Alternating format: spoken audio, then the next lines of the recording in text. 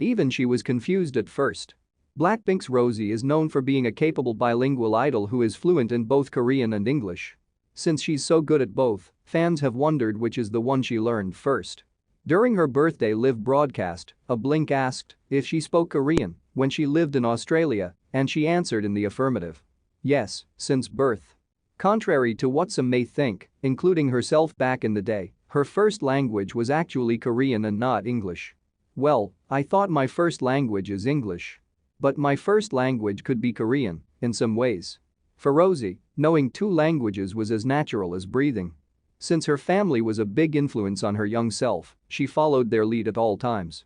My parents spoke Korean at home. It's a bit ambiguous. Anyways, I learned languages from my parents and big sister. They all spoke Korean.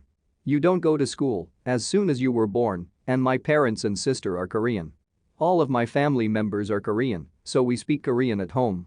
She only began learning English when she entered preschool and played with English-speaking friends.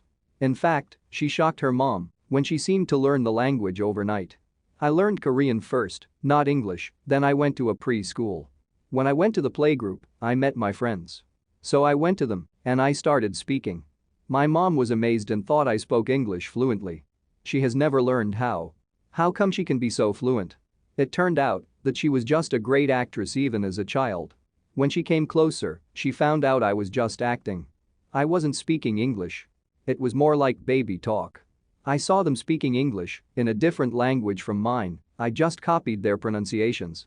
But it didn't mean anything, you know. But it looked like I was speaking fluently in my own language.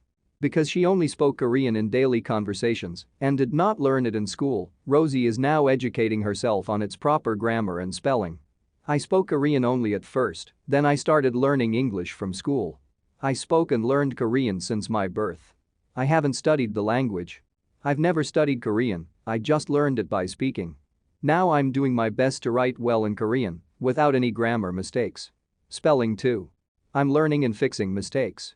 In the end, it doesn't really matter which language came first, since I can speak both languages comfortably.